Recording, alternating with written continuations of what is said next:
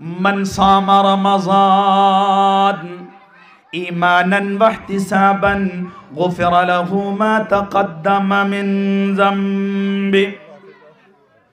আল্লাহর নবী সাল্লাল্লাহু তাআলা আলাইহি ওয়াসাল্লাম বলেন, এই রমজান মাসের রোজা যদি কোনো বান্দা রাখে, অন্তরের মধ্যে ঈমান লইয়া সওয়াবের আশা করে যদি বান্দা এই রমজান মাসের রোজা রাখে, আল্লাহ তাবারক ওয়া তাআলা সেই বান্দার পিছনের জীবনের সমস্ত গুনাহ খাতাগুলো মাফ করিয়া দেন।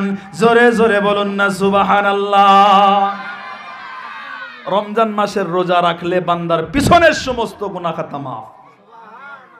আচ্ছা বলেন তো দেখি, একটা দুইটা আর এক সপ্তাহ 10 দিন, তো এই রমজান মাসের রোজা একদিন 2 দিন, এক সপ্তাহ 10 দিন, না পুরো 30টা?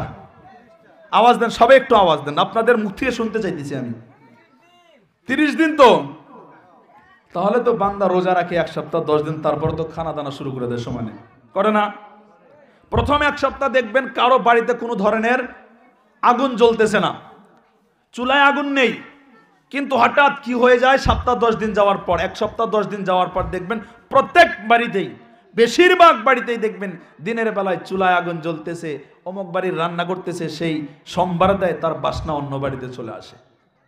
হয় না এমন? আপনাদের এখানে হয় না? কিন্তু আল্লাহ তো বলছেন যে বান্দা 1 মাস রোজা রাখতে হবে। এটা এমনি নয়, নফল রোজা নয়, আল্লাহর হুকুম, ফরজ। তো 1 নম্বর কাজ রমজান মাসের রোজা রাখা। এটা 1 দিন 2 দিন 1 সপ্তাহ নয়, বরঞ্চ 1 মাস, 30 দিন। কত দিন? 30 দিন। তারপর আল্লাহ রাসূল সাল্লাল্লাহু তাআলা আলাইহি ওয়াসাল্লাম বলেন, ওয়ামান কামা রমাযান ঈমানান ওয়া ইহতিসাবান গুফিরা লাহু মা তাকদ্দামা মিন যামবি। এই রমজান মাসে আরো একটি কাজ রয়েছে, যেটা হলো তারাবির নামাজ। এই রমজান মাসে আমাকে আপনাকে তারাবির নামাজ পড়তে হবে, তারাবির নামাজ। এখন মনে মনে বলতে পারেন যে হুজুর, প্রথমটা তো ঠিকই ছিল, 30 দিন আমরা রোজা রাখবো, কিন্তু এই তারাবিটা তো হুজুর মেনে নিতে পারতেছি না। কারণ সারাটি দিন রোজা রেখে সন্ধ্যাবেলা শরীর চলে না, সন্ধ্যাবেলা শুধু শুয়ে থাকতে মন চায়, শরীরে কাজ করে না, পায়ের বুকে পায়ে কন্ট্রোল নেয় না, দাঁড়িয়ে থাকতে পারি না, সেজন্য হুজুর তারাবিটা পড়তে পারবো না। আমি আপনাদেরকে 2টি হাত ধরে বলতে চাই, ও ভাই, যে কাজের মধ্যে পরিশ্রম বেশি হয়, যে কাজের মধ্যে মেহনত বেশি হয়, সেই কাজের মধ্যেই তো মজুরি বেশি পাওয়া যায়। কথা বলেন ঠিক কি না? যেই কাজে পরিশ্রম বেশি, যেই কাজে মেহনত বেশি, সেই কাজে কিন্তু মজুরিও বেশি। সারাদিন রোজা রাখবেন, আমিও বুঝি যে রোজা রাখে তারাবি পড়তে মন চায় না, তবু পড়তে হবে। যদি এই কষ্টটাকে যদি সহ্য করতে পারেন, তবেই তো আপনার জীবনের পিছনের গুনাহ খাতা মাফ হবে। তবেই তো আল্লাহ রাসূল বলেছেন, মা তাকাদ্দামা মিন যামবি, তার জীবনের পিছনের সমস্ত গুনাহ খাতা মাফ। আর যদি আমি অলসতা করে তারাবি ছেড়ে দেই, তারাবি না পড়ি, 1 দিন 2 দিন পড়ে, প্রথম মসজিদের মধ্যে জায়গা থাকে না, রাস্তার মধ্যে তাকে মুসাল্লা বিছিয়ে দেওয়া হয়, তারপর 2 দিন 3 দিন পর মুরব্বীদের ছাড়া, ইমাম মুয়াজ্জিন ছাড়া আর কাউকে পাওয়া যায় না। এমন হয় না বলেন? প্রত্যেকটা মসজিদে এমন হয়। কি কারণে হয়? একটাই কারণ, ইমানই পাওয়ার শেষ মুসলমানের ইমান পাওয়ার শেষ। ইমান নেই মুসলমানের। আমরা যতই নিজেকে ইমানদার বলে দাবি করি, আমার ইমানের পাওয়ার নেই, ইমানি পাওয়ার নেই। যদি ইমানি পাওয়ার থাকতো, রসুলের হাদিসকে আমি অস্বীকার কোনো দিন করতে পারি না। রসুল হাদিস বলেছেন, বান্দা তুমি রোজা রাখবে, 30টি তুমি তারাবি পড়বে, তোমার পিছনের গুনাহ খাতা মাফ হবে। এত সুন্দর অফার, এই অফারকে আমরা গ্রহণ করতে পারি না। আর এই পৃথিবীর জমিনে যদি কোনো অফার দেওয়া হয়, দিওয়ালির সময় দেয়, পুজোর সময় দেয়, ফ্লিপকার্টে অফার দেয়, মিশোতে অফার দেয়, অনলাইন শপিং শুরু হয়ে যায়, এমনকি হাজার হাজার টাকার শপিং শুধু সেখানে অফারের জন্য। আর এখানে আল্লাহর রাসূল এত বড় বড় অফার দিয়ে রেখেছেন, সেগুলো আমরা গ্রহণ করি না, দুর্ভাগ্যের বিষয়। এই হাদিসের তৃতীয় টুকরা, ওয়ামান কামা লাইলাতাল কদরি ঈমানান ওয়াহতিসাবান গুফিরা লাহু মা তাকদ্দামা মিন যামবি। আল্লাহর নবী সাল্লাল্লাহু তাআলা আলাইহি ওয়াসাল্লাম বলেন, এই রমজান মাসে এমন একটি রাত রয়েছে যে রাতে বান্দার জীবনের সমস্ত গুনাহ খাতা মাফ করা হয়। এই রাতে যদি বান্দা সঠিকভাবে ইবাদত করতে পারে, এই রাতে যদি বান্দা আল্লাহকে রাজি করতে পারে, আল্লাহ তাআলা এই বান্দার পিছনের জীবনের সমস্ত গুনাহ খাতাগুলো মাফ করিয়া দেবেন। জোরে জোরে বলুন না সুবহানাল্লাহ। আমার ভাইরা, এই রমজান মাসে আল্লাহ তাআলা একটি রাত দিয়েছেন, সেটা হলো লাইলাতুল কদর। সেই রাতের নাম কি গো, একটু আওয়াজ দিয়ে বলেন। সেই রাতটির নাম হলো লাইলাতুল কদর, যাকে আমরা বলি শবে কদর। এই যে শবে কদর, আল্লাহ তাআলা কোরআনে কারীমের মধ্যে বলেছেন, লাইলাতুল কদরি খায়রুম মিন আলফি শাহর। এই যে একটি রাত, শবে কদরের রাত, শবে কদরের রাত, আল্লাহ কোরআনের মধ্যে বলেন 1000 মাসের থেকেও এই একটি রাত আল্লাহ তাআলার কাছে উত্তম। জোরে জোরে বলুন না সুবহানাল্লাহ। এই রাতটা আল্লাহ তাবারক তাআলার কাছে 1000 রাত থেকে উত্তম, শ্রেষ্ঠ। আর ওই 1000 রাত যে হবে, যে 1000 রাতের মধ্যে শবে কদর থাকবে না। কারণ শবে কদর যদি থাকে 1000 রাতের মধ্যে, তাহলে তো আরো উত্তম, আবার হয়ে গেল 1000 রাত। তো শবে কদর ছাড়া 1000 রাত, তার থেকেও বেশি উত্তম এই একটি রাত। এই একটি রাতে আমরা কি ইবাদত করি? তারাবি যারা পড়ে, তারাবি পড়েও তো সঙ্গে সঙ্গে পালিয়ে আসি। সঙ্গে সঙ্গে দেখবেন এমন কি যে গরম গরম একটু ভাব, এখন তো গরম কমই আছে, 2-4 বছর আগে বেশি গরম হতো, এখন তো ঠান্ডার দিনে রমজান আলহামদুলিল্লাহ চলে আসছে। তো গরম গরম ভাব, গরম শরীরের মধ্যে, সেজন্য নামাজ শেষ, তারাবি শেষ, পাঞ্জাবিটা টান দিয়ে খুলে সে মসজিদ থেকে বের হয়ে আসতেছে। এমন করে কিনা বলেন? সেজন্য দেখেন এই রাতে ইবাদত করা 1 ঘন্টা 2 ঘন্টা নয়, সারাটি রাত ইবাদত করতে হবে। আর এটা নয় যে ইবাদত করতেই হবে, যে আল্লাহ এটা জরুরি করে দিয়েছেন, সেটাও না। আপনি ইবাদত করবেন, আপনার জীবনের গুনাহ খাতা মাফ হবে। আপনি করবেন না, আপনি এত বড় নিয়ামত থেকে আপনি মাহরুম হয়ে যাবেন। এই শবে কদরের বিষয় অনেক প্রশ্ন হয়। এই শবে কদরের রাতে মাগরিব থেকে নিয়ে আসা পর্যন্ত অনেকেই ফোন করে যে হুজুর, এই রাতে নামাজ কিবা করে পড়বো, কয় রাকাত নামাজ পড়বো, কোন সূরা দিয়ে নামাজ পড়বো, এমন প্রশ্ন হয় না? আপনাদের মনে এমন প্রশ্ন জাগে না বুঝি? জাগে না? নাই বলেন? অনেকেই ফোন করে। দেখেন, 3টা বস্তু আমি ক্লিয়ার করতে চাই। 3টা বস্তু। 1 নম্বর হলো, শবে কদরের রাতে নামাজ পড়ার জন্য কোনো সূরা নির্ধারিত করা জরুরি না। আপনি যেভাবে পারেন সেভাবেই পড়বেন। 1 নম্বর বস্তু। 2 নম্বর, এই শবে কদরের রাতে কয় রাকাত নামাজ পড়বো আমি, এটাও নির্ধারিত করা কোনো জরুরি না। আল্লাহ তাআলা এবং রাসূলুল্লাহ সাল্লাল্লাহু তাআলা আলাইহি ওয়াসাল্লাম কোনোভাবে যে সংখ্যা মোতায়েন করে দেন নাই, নির্ধারিত করে দেন নাই যে শবে কদরের রাতে বান্দা তোমাকে এতগুলা নামাজ পড়তে হবে, কোনো নির্ধারিত নেই। আপনি চাইলে 2 রাকাত দিয়ে সারাটি রাত কাটাতে পারেন। যদি চান আপনি 4 রাকাত, 100, 1000, কোটি রাকাতও পড়তে পারেন। এই রাতের মধ্যে কোনো অসুবিধা নেই। আল্লাহ আপনার রাকাত দেখবেন না, আল্লাহ শুধু দেখবেন যে আপনি আল্লাহর যে সিজদা করেছেন, আপনার সিজদার মধ্যে আল্লাহর ভয় কতটা ছিল। সেজন্য এই রাতের জন্য কোনো নির্ধারিত রাকাতও নেই। তারপর নিয়ত কি করব? নিয়ত আপনার মনের মধ্যে আছে। আপনি ওযু করতে গিয়েছেন, যখন আপনি নামাজ পড়বেন যে আমি আজকে এই রাতের শবে কদরের রাতের আমি নফল নামাজ পড়ব, তখন আপনার নিয়াত হয়ে গিয়েছে। আলাদা করে আপনাকে এই নাওয়াইতু আন উসাল্লিয়া এগুলো এমনভাবে আলাদা করে নিয়াত করার কোনো জরুরি নাই। 3টা বস্তু বুঝতে পেরেছেন? বুঝতে পেরেছেন ভালোভাবে 3টা বস্তু? প্রশ্ন তো আর হবে না ইনশাআল্লাহ। প্রশ্ন হবে কি আরো? মনে রাখবেন, ইনশাআল্লাহ আমল করবেন। তারপর দেখেন, রমজান মাস নিয়ে যেহেতু আলোচনা, রমজান মাসে কিছু ফজিলত শুনেন। আল্লাহর নবী সাল্লাল্লাহু তাআলা আলাইহি ওয়াসাল্লাম বলেন, সালাসাতুন দাওয়াতুহুম সালাসাতুন লা তুরাদ্দু দাওয়াতুহুম, আস-সাইমু হিনা ইফতিরু ওয়াল ইমামুল আদিল ওয়া দাওয়াতুল মাজলুম।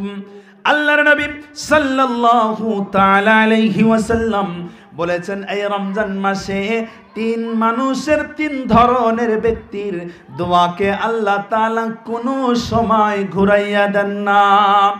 এক নম্বর হলো as-saim, as-saim, এক নম্বর হলো রোজাদার। হিনা ইফতিরু, যখন রোজাদার ইফতার করে, ইফতার করার আগে এই একটু সময় থাকে, 5 থেকে 10 মিনিট সময়। এই সময়ের মধ্যে বান্দা যে দোয়া করবে, যে দোয়া করবে, আল্লাহ তাআলা এই বান্দার দোয়াকে সাথে সাথে কবুল করে নেন। জোরে জোরে বলুন না সুবহানাল্লাহ। তাহলে এক নম্বর কি? রোজাদার। আমরা বাড়িতে ইফতার করতে কিন্তু দোয়া করি না। যদি কোনো রোজদারের যদি দাওয়াত হয়, সেখানে গেলে কিন্তু দোয়া হয়, হয় না? সেখানে বড় দোয়া হয়, হুজুররা দোয়া করে। বাড়িতে কিন্তু দোয়া হয় না। একা একা ইফতার করলে দোয়া হয় না। আপনি একা থাকেন, 10 জন থাকেন, 20 জন থাকেন, যতক্ষণ থাকেন, আপনি সেখানে দোয়া করবেন। এই সময়টুকুর খুব দাম, এই সময়টুকুর খুব দাম। এই সময় একজন রোজাদার বান্দা যখন ইফতারি সম্মুখে লইয়া আল্লাহ তাআলার কাছে দুটি হাত তোলে, আল্লাহ তাআলা ফেরেশতাদেরকে ডাকেন আর বলেন, আল্লাহ রাব্বুল আলামিন ফেরেশতাদেরকে ডাকেন আর বলেন, ও ফেরেশতারা রে, আমার এই বান্দা কি জন্য কাঁদতেছে? আমার এই বান্দার সম্মুখে এত সুন্দর সুন্দর খানা রাখা আছে, আমার বান্দা কি জন্য খায় না? আমার বান্দা কিসের অপেক্ষা করতেছে? ফেরেশতারা সঙ্গে সঙ্গে আল্লাহ রাব্বুল আলামিনের কাছে বলে দেন, ও রাব্বুল আলামিন, আপনার এই বান্দা আপনার ভয়ে সেই সকাল থেকে নিয়ে এই সন্ধ্যাবেলা পর্যন্ত না খেয়ে বসে আছে, সারাটি দিন খায় নাই, শুধুমাত্র আপনার ভয় অন্তরে লইয়া আপনাকে রাজি খুশি করার জন্য এই বান্দা শুধু খায় না। আল্লাহ তাআলা বলেন, ও বান্দারে, তুমি খাইতে পারতে যদি চাইতাও, তাহলে সারাটি দিন তুমি পানি খাইতে পারতে, যখন তুমি চাইতে তখন তুমি খানা খাইতে পারতে, তোমার মন চাহি তুমি বিড়ি খাইতে পারতে, তুমি পান খাইতে পারতে, তুমি সিগারেট খাইতে পারতে রে বান্দা। তুমি যখন আমি আল্লাহর জন্য, আমি আল্লাহর ভয়ে বান্দা তুমি সারাটি দিন খাও নাই, এমন কি এখনো সম্মুখে ইফতার লইয়া বান্দা তুমি বসে আছো, এখনো খাইতেছো না? ও বান্দা, তুমি আমার কাছে চাইতেছো, তোমার দোয়া আমি আল্লাহ কবুল করে নিলাম। সময়টা খুব দামি সময়, কবুলিয়াতের সময়। এই সময়টা সবাই দোয়া করবেন, আল্লাহ পাক একবারের জন্য আপনার দোয়া ঘুরিয়ে দেবেন না। তারপর 2 নম্বর ছিল ওয়াল ইমামুল আদিল, যে ন্যায়পরায়ণ বাদশাহ। দেখেন, আলহামদুলিল্লাহ আমাদের বাদশাহ তো খুবই ভালো বাদশাহ। তো কথা হলো যে শুধু বাদশাহী নয়, আল্লাহ পাক যাকে যে দায়িত্বের মধ্যে রেখেছেন, যাকে যে দায়িত্বের মধ্যে রেখেছেন, সে দায়িত্ব যদি পরিপূর্ণভাবে পালন করে, তাহলে সেই বান্দাও এই সিফতের মধ্যে, এই গুণের মধ্যে আছে, অর্থাৎ সেই বান্দারও দোয়া আল্লাহ কোনোদিন ঘুরিয়ে দেবেন না। 3 নম্বর হলো দাওয়াতুল মাজলুম। একজন ব্যক্তির উপরে জুলুম করা হয়েছে, তার দোষ নেই, তার কোনো ভুল নেই, তার উপরে জুলুম চাপিয়ে দেওয়া হয়েছে, তার উপরে জুলুম করা হয়েছে, আর সেই ব্যক্তি যদি সেই বান্দার জন্য বদদোয়া করে, আল্লাহ তাআলা কোনো দিন তার দোয়াকে ঘুরাইয়া দেবেন না, সঙ্গে সঙ্গে তার দোয়া আল্লাহ কবুল করে নেবেন, সঙ্গে সঙ্গে আল্লাহ তার দোয়া কবুল করে নেবেন। তারপর স্পেশাল একটা গিফট আল্লাহ তাআলা, স্পেশাল একটা উপহার আমার আপনার জন্য আল্লাহ তাআলা রেখেছেন। সবাই একটু তাকবীর দেই, নারায়ে তাকবীর, নারায়ে তাকবীর, নারায়ে তাকবীর।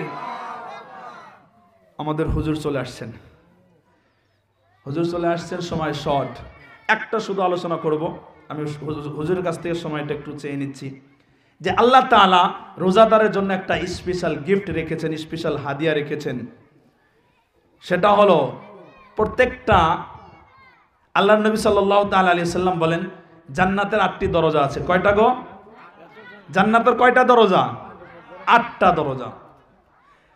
قال رسول الله صلى الله تعالى عليه وسلم ফিল জান্নাতি সামানিয়াতু আবওয়াব মিনহা বাবুন ইউসাম্মার রায়্যান লা ইয়াদখুলুহু ইল্লাস সাইমুন।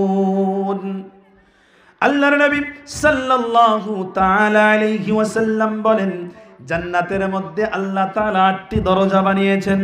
এই 8টি দরজার মধ্যে বান্দার জন্য খাস করা আছে, বান্দার জন্য আমলের জন্য নির্ধারিত করা আছে যে বান্দা তুমি এই আমল করবে, এই দরজা দিয়ে জান্নাতে প্রবেশ করবে। তদরূপ আল্লাহ তাআলা একজন রোজাদারের জন্য আল্লাহ রাব্বুল আলামিন একটা দরজাকে নির্ধারিত করে রেখে দিয়েছেন।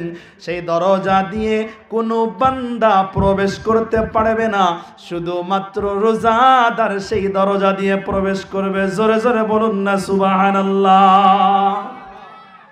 সেই দরজাটার নাম হলো রায়্যান। সেই দরজাটার নাম কি? রায়্যান, ইউসাম্মার রায়্যান। আল্লাহর নবী সাল্লাল্লাহু তাআলা আলাইহি ওয়াসাল্লাম বলেছেন, এই দরজা দিয়ে আর কোনো মানুষ, হ্যাঁ এটা যে শুধু রোজাদার নয়, নামাজিও ছিল, বাকি যত আল্লাহর হুকুম আছে সেগুলোও মান্যওয়ালা ছিল। শুধু রোজাদার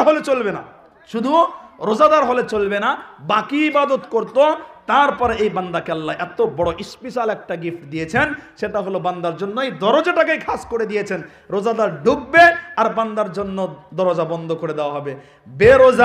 বেরোজাদার কেউ সেই দরজা দিয়ে জান্নাতে প্রবেশ করতে পারবে না। এর থেকে বড় গিফট হতে পারে আরো কিছু? দেখেন, আলোচনা অনেক কিছুই ছিল। যেহেতু রমজান মাসে আমরা অনেক ভুল করি, অনেক ত্রুটি করি, রোজা ভেঙে ফেলি আমরা। তো 1 নম্বর আমি একটা কথা বলে যাই আপনাদেরকে। এই রমজান মাসের 1 নম্বর কথা হলো যে রমজান মাসের প্রত্যেকটি রোজা আমরা ইনশাআল্লাহ রাখবো তো ইনশাআল্লাহ। প্রত্যেকটি তারাবি আমরা পড়বো তো ইনশাআল্লাহ। তারপর রমজান মাসে এমনিই তো মিথ্যা কথা বলা জায়েজ নেই, হারাম। মিথ্যা কথা বলা গুনাহে কবিরা। আর যদি বান্দা মিথ্যা কথা বলে কিন্তু রোজা ছিদ্র হয়ে যায়, রোজা ভেঙে যায় না, রোজা ছিদ্র হয়ে যায়, রোজার মধ্যে কমি চলে আসে, রোজার মধ্যে পাওয়ার থাকে না। যেমন সন্ধ্যাবেলা হয়ে গেলে সূর্যের পাওয়ার শেষ হয়ে যায়, তদরূপ রোজারও পাওয়ার শেষ হয়ে যায়। সেজন্য কোনোভাবেই মিথ্যা, গীবত এগুলো রোজার হালতে করা চলবে না। ইনশাআল্লাহ আল্লাহ পাক যেন সবাইকে আমল করার তৌফিক দান, আমাকেও যেন আল্লাহ পাক আমল করার তৌফিক দান। এতটুকু বলে আমার বক্তব্য থেকে আমি বিদায় নিচ্ছি। ওয়া আখিরু দাওয়ানা আনিল হামদুলিল্লাহি রাব্বিল আলামিন। আসসালামু আলাইকুম ওয়া রাহমাতুল্লাহি ওয়া বারাকাতুহু।